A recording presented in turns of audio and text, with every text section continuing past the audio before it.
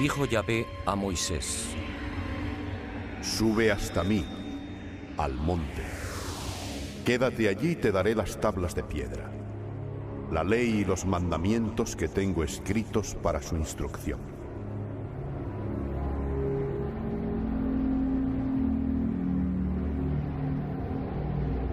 Y subió Moisés al monte, y la nube cubrió el monte. La gloria de Yahvé descansó sobre el Sinaí, y la nube lo cubrió por 6 días. Moisés entró dentro de la nube y permaneció en el monte 40 días y 40 noches.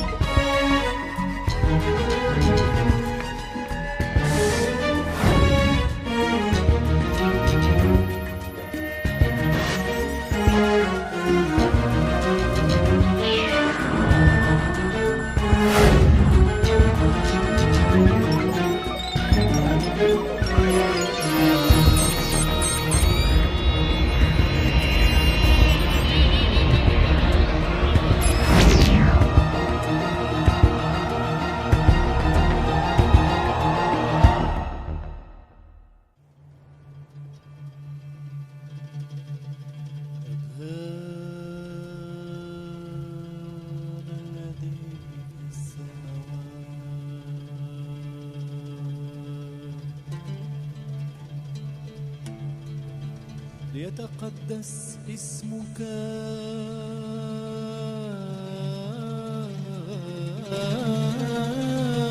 لتكن مشيئتك أبانا الذي في السماوات.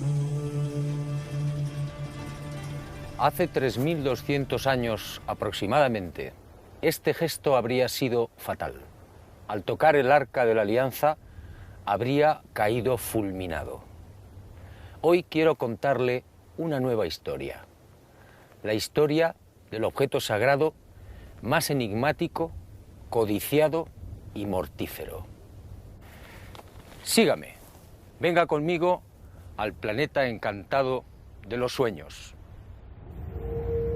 Y Yahvé habló a Moisés y le dijo: Harás un arca de madera de acacia de 2 codos y medio de largo, codo y medio de ancho y codo y medio de alto. La revestirás de oro puro, por dentro y por fuera la revestirás. Harás también varales de madera de acacia que revestirás de oro, y los pasarás por las anillas de los costados del arca para transportarla. Los varales deben quedar en las anillas del arca y no se sacarán de allí. Y en el arca pondrás el testimonio que yo te voy a dar. La península del Sinaí.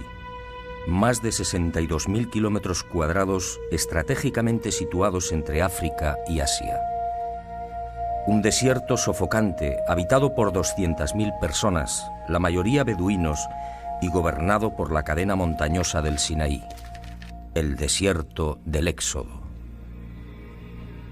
Un vasto complejo granítico en el que se alcanzan 50 y 60 grados Celsius durante el día y hasta 20 grados bajo cero durante la noche. Un macizo desnudo antaño poblado por el leopardo y por el que serpentean los caminos más antiguos del mundo. Aquí, en la llamada Montaña de Dios, en este lugar emblemático para judíos y cristianos, nace la historia del Arca de la Alianza. Un objeto cuya pista se ha perdido y que, sin embargo, continúa levantando polémica. Un objeto santo que llegaría a provocar más de 1 millón de muertos. Una historia repleta de dudas, leyendas y contradicciones. Sabemos muy poco de ella, pero lo que conocemos es tan fantástico como terrorífico. No pretendo desvelar su misterio. ¿Quién podría hacerlo? Me limitaré a contar lo más sobresaliente de aquella increíble aventura.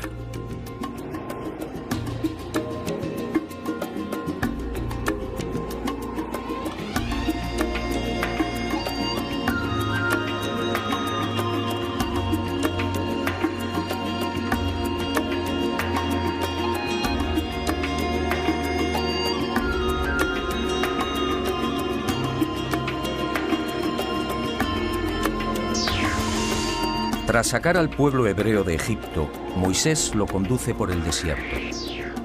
En las cercanías del Sinaí, Bezalel y sus artesanos construyen el arca. Y Moisés guarda en ella los 10 mandamientos, las tablas de piedra de la ley. Y empiezan los prodigios.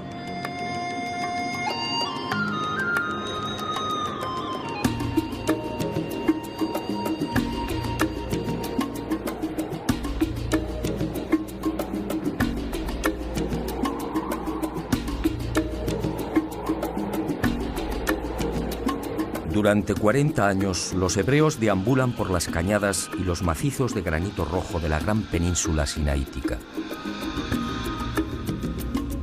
El arca permanece con ellos, oculta bajo la tienda de la reunión. Una extraña y singular nube la cubre, y cuando esa nube se pone en movimiento, el pueblo levanta el campamento y la sigue. De día brillaba al sol, y de noche era roja como el fuego.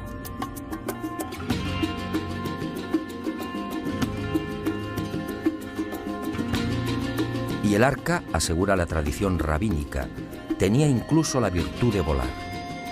Y así lo hacía cuando Moisés lo solicitaba.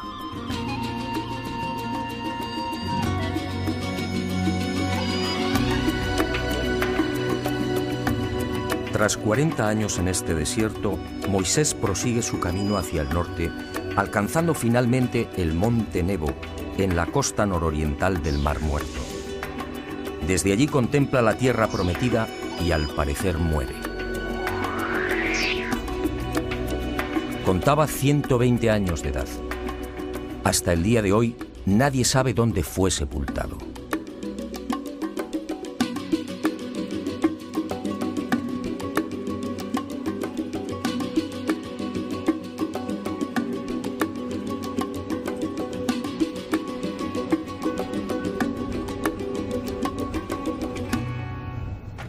A partir de este lugar, el Arca de la Alianza volvería a cobrar un especial protagonismo. El pueblo hebreo estaba a punto de asistir a todo un gran prodigio. Sígame y juzgue por sí mismo.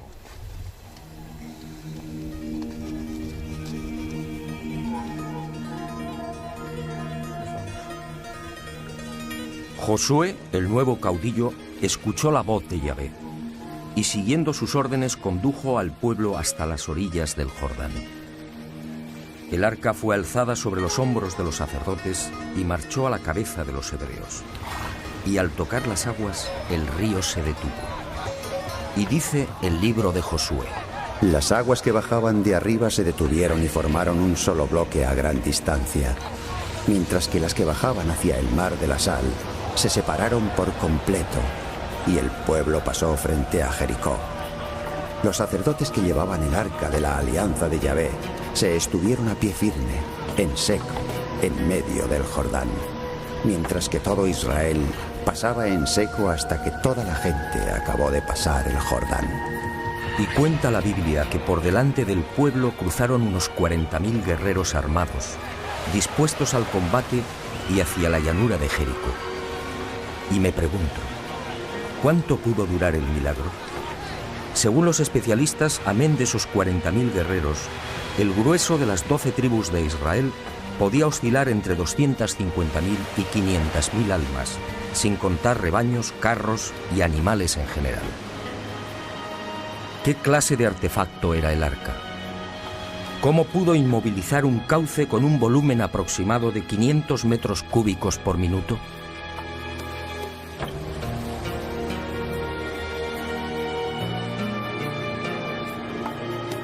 Algunos exégetas tratan de explicar el prodigio, afirmando que el corte de las aguas fue provocado por un seísmo que taponó el río con los bloques de marga existentes en la zona de Adam. El razonamiento no es convincente, ya que según el libro de Josué, las aguas volvieron a correr cuando el arca salió del cauce. Y con toda razón, al conocer la extraordinaria noticia, reyes y súbditos de la vieja Palestina se estremecieron. Y Yahvé consiguió un doble efecto: impresionar una vez más a su pueblo y minar la moral de los cananeos, los legítimos propietarios de una tierra que estaba a punto de ser expoliada.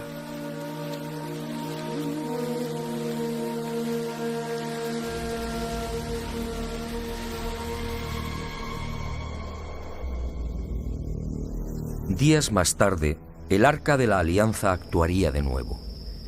Eso al menos es lo que se deduce del capítulo 6 del libro de Josué. Yahvé volvió a dirigirse a Josué y le dijo: Mira, yo pongo en tus manos a Jericó y a su rey. Vosotros, valientes guerreros, todos los hombres de guerra, rodearéis la ciudad dando una vuelta alrededor. Así harás durante 6 días. 7 sacerdotes llevarán las 7 trompetas de cuerno de carnero delante del arca. El 7º día daréis la vuelta a la ciudad 7 veces y los sacerdotes tocarán las trompetas. Cuando el cuerno de carnero suene, cuando oigáis la voz de la trompeta, todo el mundo prorrumpirá en un gran clamoreo, y el muro de la ciudad se vendrá abajo, y el pueblo se lanzará al asalto.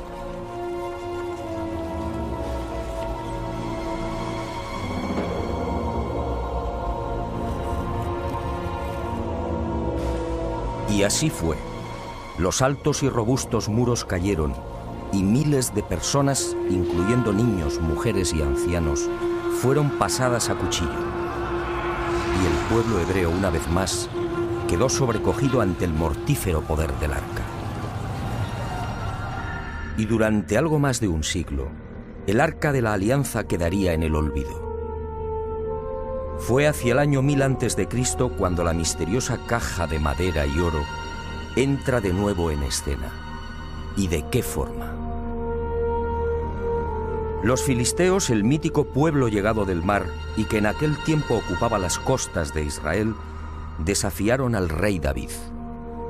Las batallas se sucedieron y en una de ellas, ante la gravedad de la situación, los hebreos, recordando las antiguas hazañas del arca, optaron por sacarla del santuario de Siloé, donde había permanecido largo tiempo. Esta vez, sin embargo, los designios de Yahvé eran otros. El ejército israelita fue derrotado y, ante el asombro de todos, la temida arca cayó en poder de los filisteos.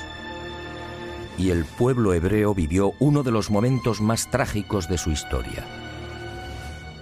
Pero el arca no había perdido su poder, y los filisteos supieron de su fuerza destructiva. Las ciudades de Asdod, Gat y Ecrón resultarían asoladas por sendas plagas de ratas y tumores. 7 meses duró la tragedia, y los filisteos, comprendiendo, tomaron la decisión de deshacerse del arca. La colocaron sobre un carro y los bueyes, sin conductor, tiraron de ella. Y el arca fue a detenerse en Bet-Semes, un pueblo hebreo. Pero el sanguinario Yahvé no había dicho la última palabra. La alegría de los hebreos duraría poco. El arca fue depositada sobre una gran piedra. Y una noche, movidos por la curiosidad, algunos de los jóvenes burlaron la vigilancia y abrieron el arca. Y miraron en su interior. Yahvé entonces desató su cólera. Y un fuego implacable terminó con la vida de los habitantes de Bet-Semes. En total, 50.070 víctimas. En 1930, una expedición arqueológica dirigida por Robertson y Plogai descubriría en Bet-Semes miles de esqueletos calcinados. Cuando visitamos las ruinas, hubo algo que me llamó la atención. Muchas de las piedras aparecían extrañamente carbonizadas.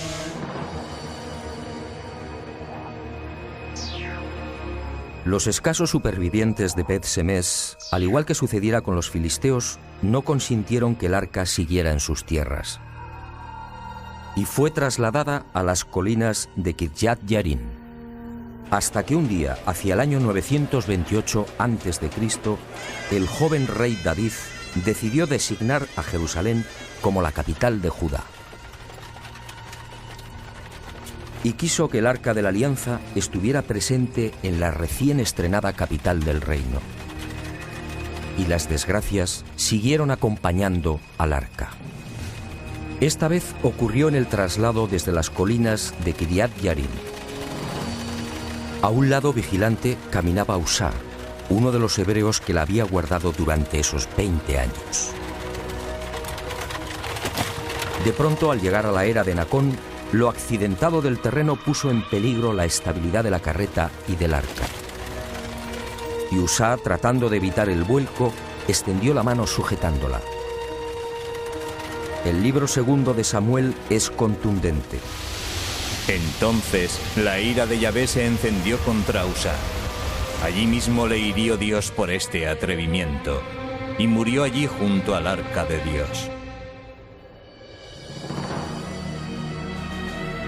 No es difícil imaginar la irritación del rey David al ver caer al voluntarioso Usá. ¿Qué mal había hecho? Y David suspendió el traslado a Jerusalén. 3 meses después, los rabinos informaron al rey. La familia que fue designada para guardar la mortífera arca había prosperado espectacularmente. Solo entonces fue recibida en Jerusalén.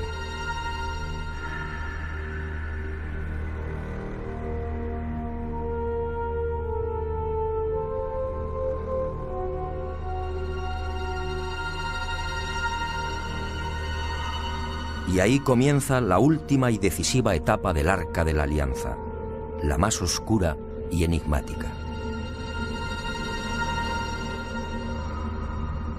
A David le sucedió su segundo hijo, el no menos mítico Salomón. Corría el año 961 a.C.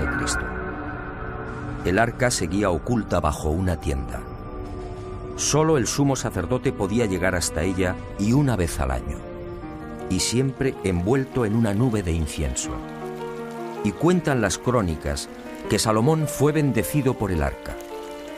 Compuso 1000 cánticos y fue el autor de 3000 proverbios. Hablaba con los árboles, con los peces, con las aves y con las bestias.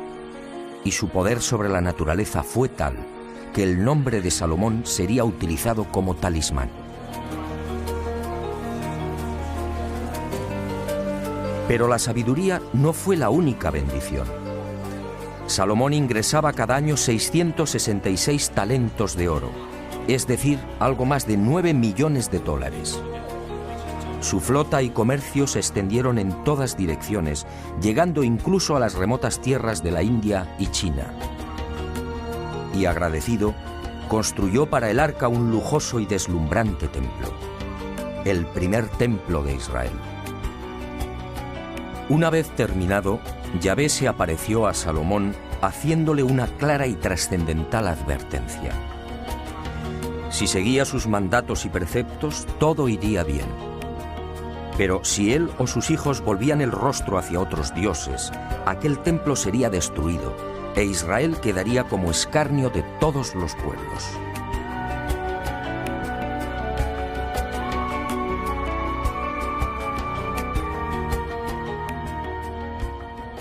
Quiero que preste especial atención a esta advertencia de Yahvé al rey Salomón.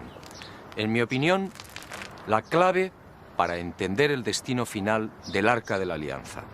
Un destino muy distinto al que nos han contado.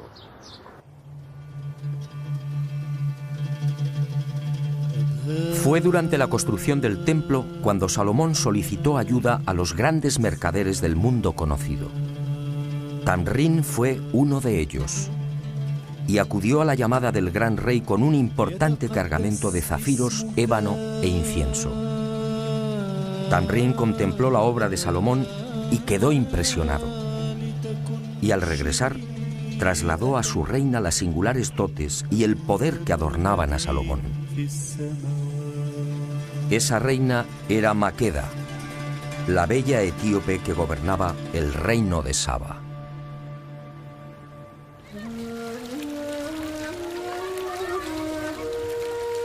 La reina de Saba no lo dudó. Su país era rico en especias y resinas aromáticas como el incienso y la mirra, y quiso fortalecer las relaciones comerciales con el poderoso vecino del norte. Esa en realidad fue la razón principal que movió a la joven virgen a viajar hasta Jerusalén. Un viaje de 2.500 kilómetros. Un dato que dice mucho sobre el coraje y la fuerte personalidad de la reina de Saba. Maqueda también quedó deslumbrada. Y esa misma leyenda tomada de la Gloria de los Reyes, el libro que narra la épica nacional etíope, nos dice que al final de su estancia en Jerusalén, Maqueda fue seducida por el mujeriego Salomón. Y Maqueda parte hacia Saba sin saber que está embarazada. Antes de abandonar Jerusalén, Salomón le hace entrega de un anillo y le dice: si tuvieras un hijo mío, envíamelo. Si porta este anillo, sabré que yo soy su padre. El niño creció y al llegar a los 18 años, Maqueda lo envía ante Salomón. Y Salomón le da un nuevo nombre, David, en memoria de su abuelo. Y llega el día de la despedida. Salomón decide que el hijo de Maqueda sea escoltado hasta Saba por 1 millar de jóvenes, hijos de los principales dignatarios de Israel. La orden de Salomón no gusta a los israelitas, y según la leyenda etíope, sucede un hecho desconcertante. Uno de los jóvenes elegido para acompañar al hijo de la reina de Saba maquina un plan para vengarse de Salomón. El tal Azarías, hijo de Sadoc, el sumo sacerdote, se las ingenia para robar el arca de la alianza, dejando en su lugar una réplica. Y la comitiva se pone en marcha. Pero algo extraño sucede. Y según el libro sagrado de los etíopes, según reza en la Gloria de los Reyes, el poder del arca cubrió de nuevo a los caminantes. Sin saber cómo, hombres y carretas fueron elevados en el aire y transportados así hasta el vecino Egipto. Y planeando como el águila sobre el viento, la expedición gana las orillas del Nilo en un solo día. Un trayecto que exigía 13 jornadas. A su paso por Egipto, los ídolos son derribados.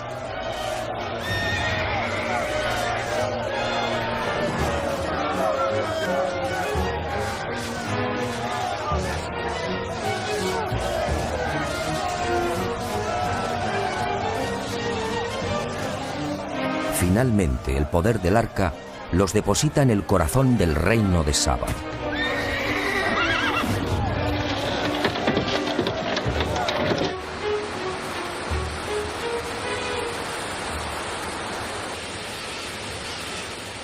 El mítico reino de Saba, un próspero territorio que abarcaba parte del actual Yemen y Etiopía. El mítico país de Pun, descrito en los papiros egipcios, en la geografía de Ptolomeo y en los libros de Mani, el príncipe persa.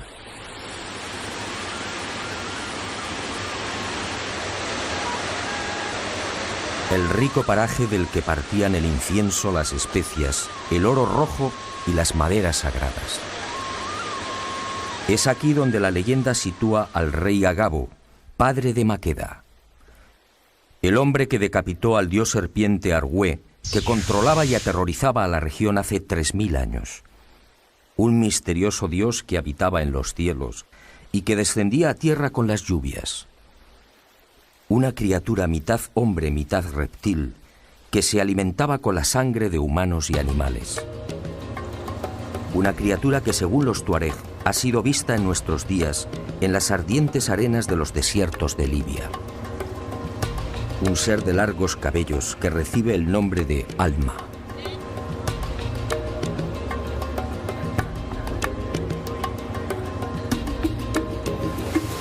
Los cristianos etíopes se aferran a la leyenda y aseguran que el arca, una vez en el reino de Saba, fue escondida en un viejo monasterio en la orilla oriental del lago Tana.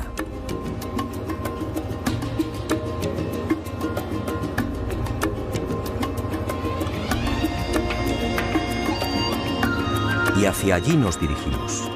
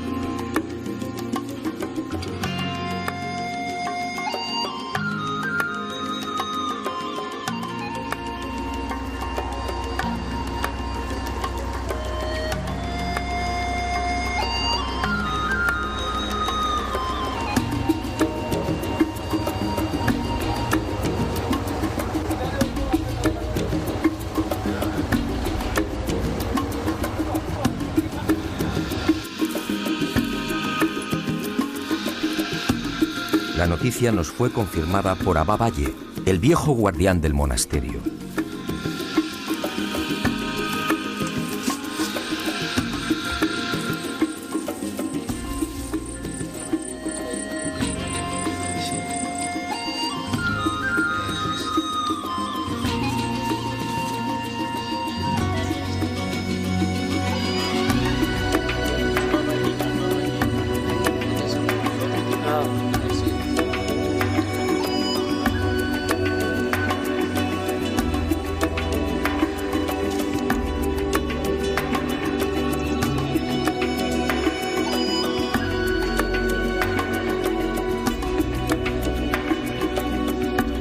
Y aquí permaneció durante 1100 años hasta que el rey Ezanas se convirtió al cristianismo en el 303 de nuestra era. Entonces, aseguró Abba, el arca fue trasladada a la ciudad de Aksum, la capital del reino de Maqueda.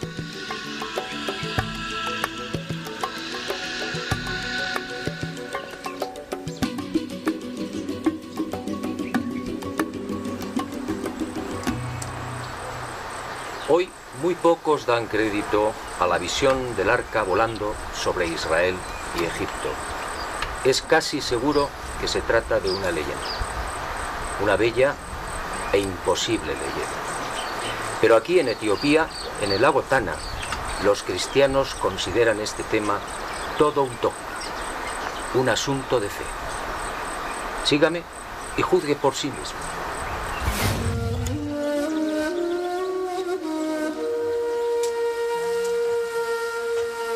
Y digo bien, una bella e imposible leyenda.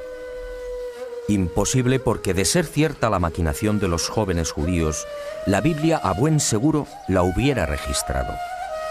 El robo del Arca de la Alianza, como sucedió en el caso de los filisteos, habría llenado de amargura al pueblo hebreo. Y Salomón hubiera perseguido a los profanadores hasta el fin del mundo.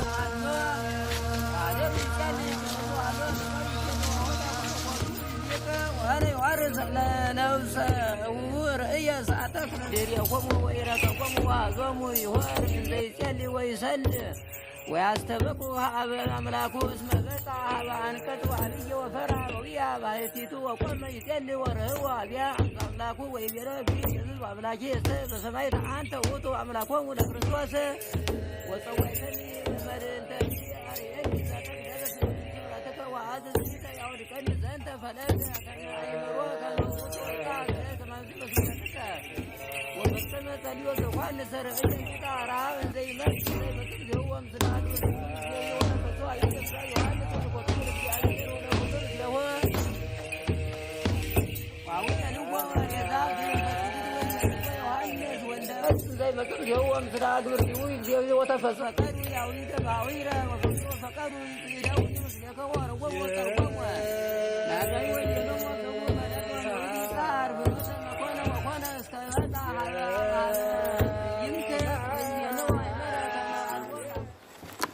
ሙሴም ጽላት እንደተቀበለ ከእግዚአብሔር ዘንድ ተፈቅዶለትን የተቀበለው እዚህ የሚገኘው ያስረዳል። ይሄ ደግሞ ነገስት ባላም የሚባለው La investigación, por supuesto, no fue sencilla. Los propios etíopes aparecen divididos a la hora de fijar el itinerario que siguió el arca desde su hipotética llegada al reino de Saba. Para algunos, la joven reina Maqueda, al recibir a su hijo y a los 1000 dignatarios judíos, eligió una fortaleza que llevaba su nombre para guardar y custodiar el preciado tesoro. Ese lugar era conocido como Dabra Maqueda, y la reina, según la gloria de los reyes, protegió el arca con 300 soldados.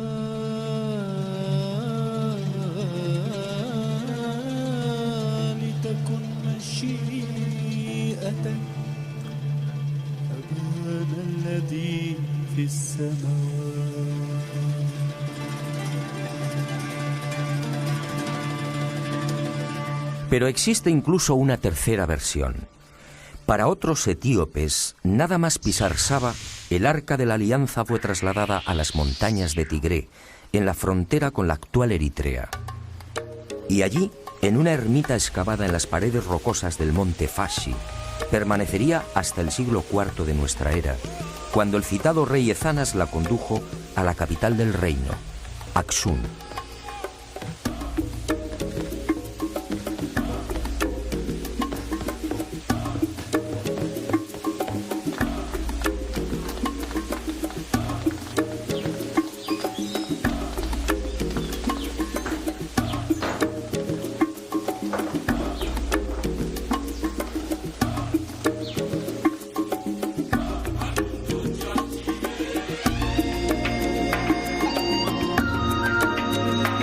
Según esta versión, en la región de Tigres sobrevivieron los descendientes de aquellos 1000 jóvenes israelitas que escoltaron el arca robada y al joven hijo de Maqueda. Son los falasas, los judíos negros, una supuesta tribu perdida en África.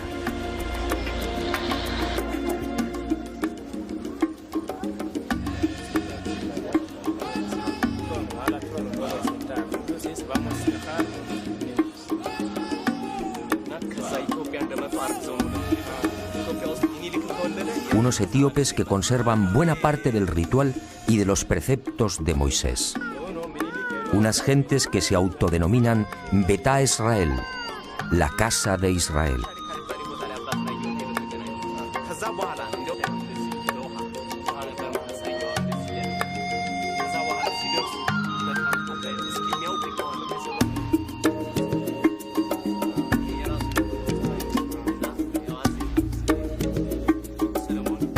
Pueblo que acepta y cree en el traslado del arca hasta Saba.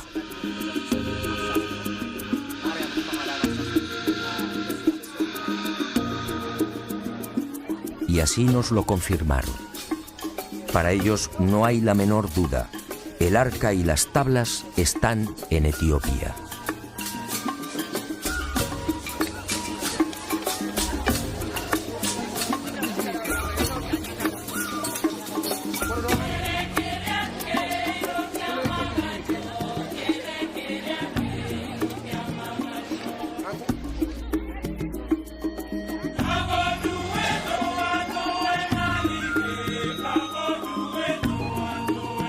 Y nuestra búsqueda prosiguió, aunque como era de prever, con escaso éxito. En 1531 la supuesta arca cambia nuevamente de emplazamiento. Las tropas musulmanas de Ibrahim, alias el Zurdo, atacan Axum y los etíopes cristianos la sacan de la ciudad, escondiéndola en la pequeña isla de Tulo Gugo, en el lago Ziguay.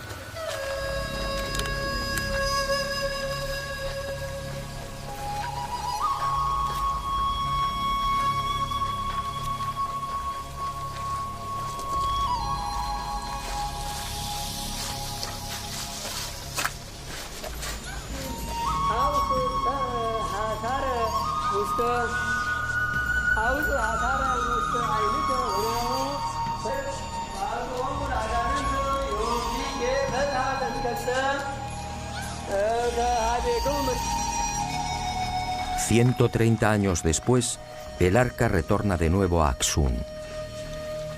Y allí continúa según los etíopes.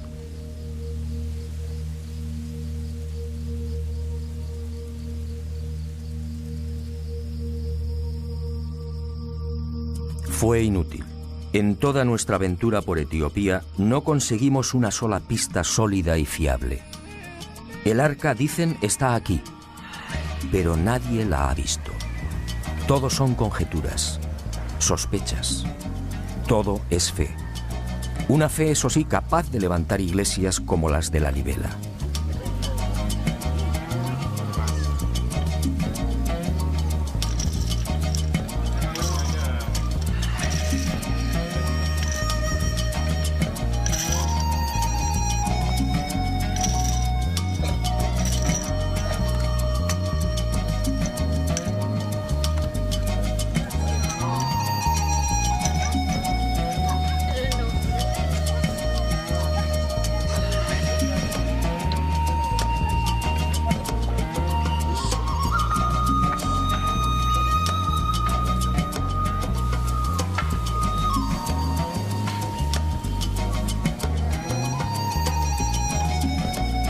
La Libela, otra ciudad santa para la fe etíope.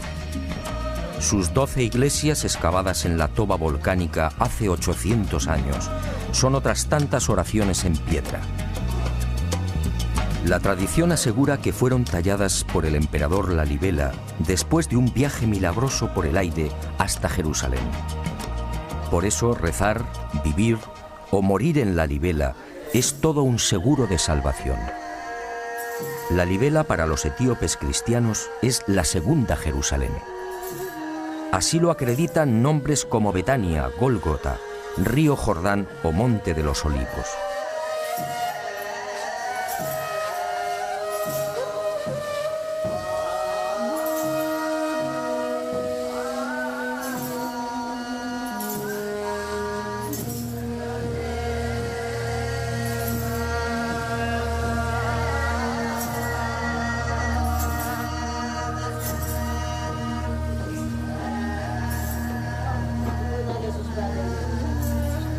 En un laberinto de pasadizos a 15 y 20 metros bajo la superficie, un ejército de monjes y ermitaños recita sin descanso el Viejo y Nuevo Testamentos, siempre en Ge'ez, la vieja lengua de Axum.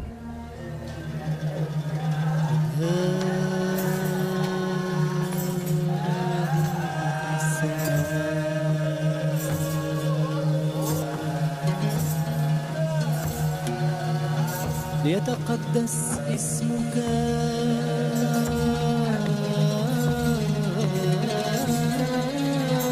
لتكن مشيئتك هذا الذي في السماء.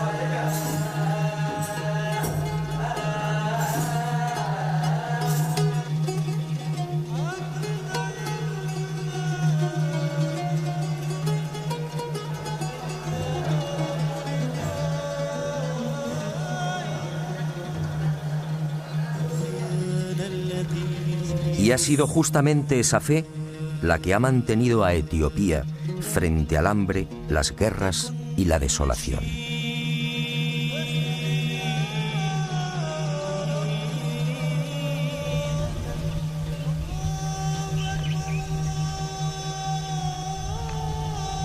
Y al fin, Axum, la vieja capital del reino milenario.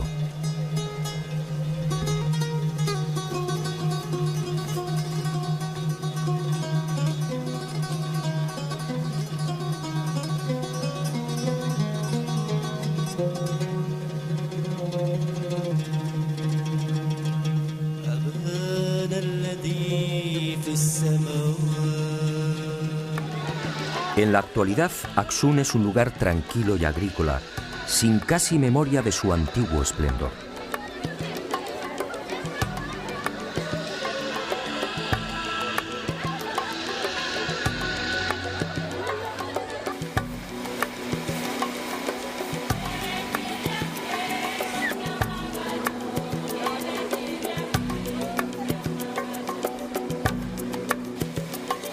Sin embargo, el pensamiento y las miradas de 30 millones de etíopes que profesan el cristianismo, casi la mitad de la población, están puestos en una pequeña capilla de esta ciudad. Santa María de Sion, el templo más sagrado y en el que, según la tradición, se guarda el Arca de la Alianza.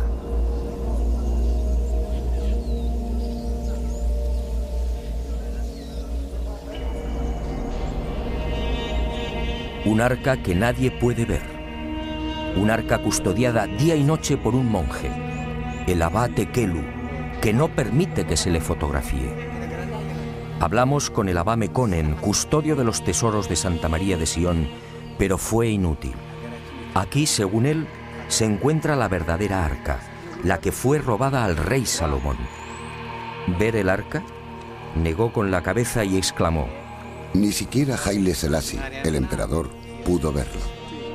Si usted lo hiciera, si llegara a contemplarla, añadió, desaparecería. Se volvería invisible. En el mejor de los casos, quedaría ciego o paralítico. El guardián del arca es igualmente sagrado. Nadie debe filmarle. Planeta Encantado, sin embargo, lo consiguió.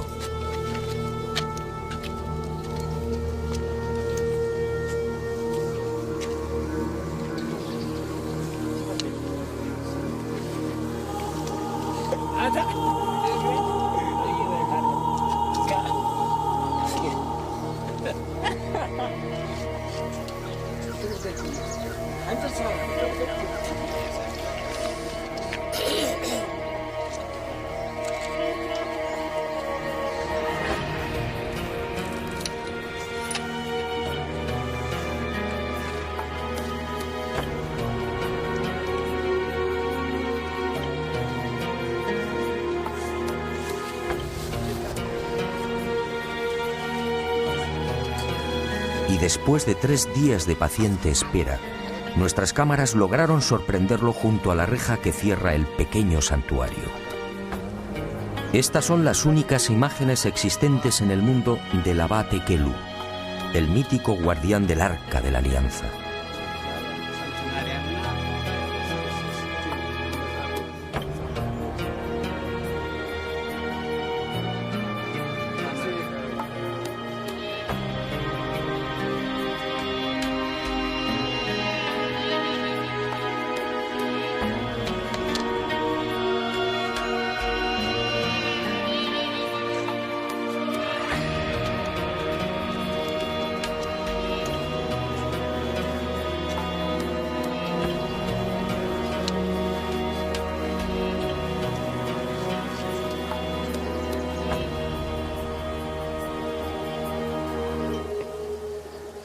Es preciso ser sincero. Los etíopes no lo aceptan, pero ahí, en la capilla que tengo a mi espalda, jamás estuvo el Arca de la Alianza, al menos la auténtica. Tanto la historia como el sentido común lo niegan. Se trataría, en todo caso, de un bello sueño, un deseo imposible. Insistir no tenía sentido. Abate Kelu es un hombre especialmente entrenado para este tipo de visitas y preguntas. Tiene 74 años y lleva 4 como guardián del arca. Y así continuará hasta el día de su muerte. Jamás se aleja de la capilla.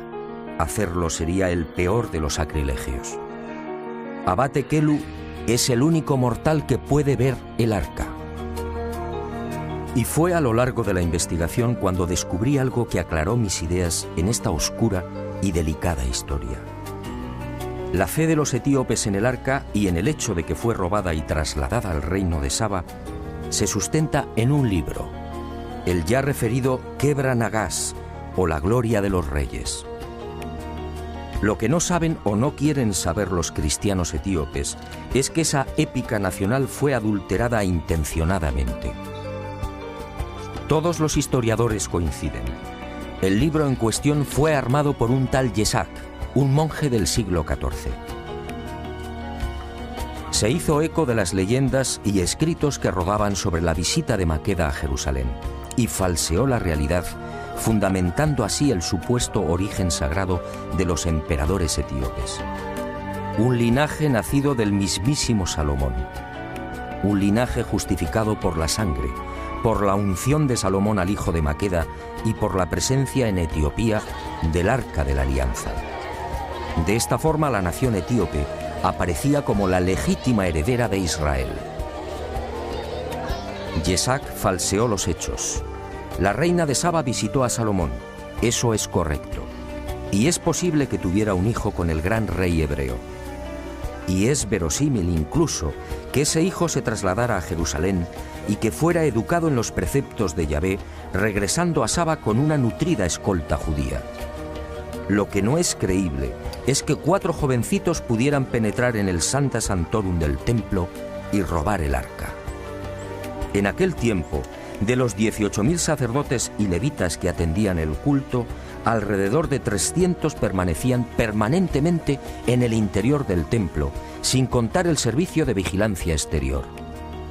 Nadie, judío o gentil, hubiera podido llegar siquiera a las escalinatas que conducían al Santo de los Santos. ¿Qué fue entonces lo que pudo suceder? Cabe la posibilidad de que Salomón obsequiara al hijo de Maqueda con una copia del arca. Y esa réplica, en efecto, llegó a Saba. Eso fue todo. El resto es leyenda y, como decía, manipulación pura y dura.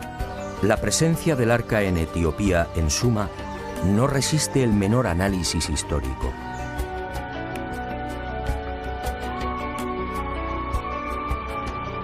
Pero el invento etíope termina de venirse abajo cuando la Biblia vuelve a mencionar el arca casi 400 años después de la muerte de Salomón. En el libro segundo de los Macabeos se rompe el largo silencio y el autor Jasón de Cirene explica cómo la sagrada caja de acacia y oro es puesta a salvo de la invasión persa por el profeta Jeremías. ¿Qué había ocurrido? ¿Qué fue de la terrorífica arca tras la muerte de Salomón en el año 922 a.C.?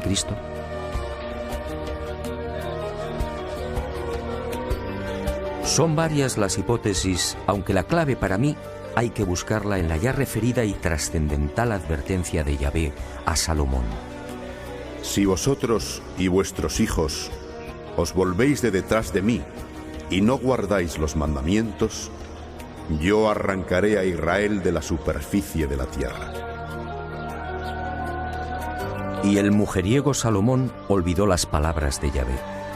Y cuenta el libro primero de los Reyes que, llegada a la ancianidad, el sabio y poderoso rey se dejó tentar por sus mujeres, adorando a los ídolos y construyendo incluso un altar a Quemos, una de las divinidades de Moab. Y el implacable Yahvé cumplió su amenaza. Tras la muerte de Salomón todo fue confusión, guerras y dolor.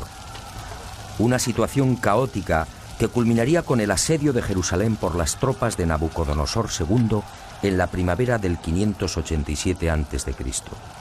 La ciudad santa fue tomada y el templo arrasado, y 830 familias judías fueron deportadas a Babilonia. Y surge la gran pregunta: si la terrorífica Arca de la Alianza había sido utilizada a lo largo de la historia para combatir a los enemigos de Israel, ¿por qué no fue empleada contra la invasión persa?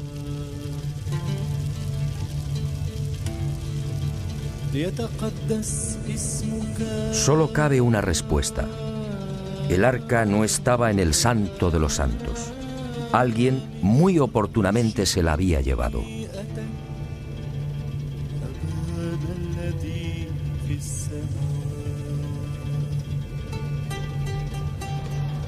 Para unos, el santo y sagrado emblema de Israel pudo ser escondido por Salomón en las grutas o laberintos existentes bajo la roca que hoy protege la cúpula de la mezquita de Omar.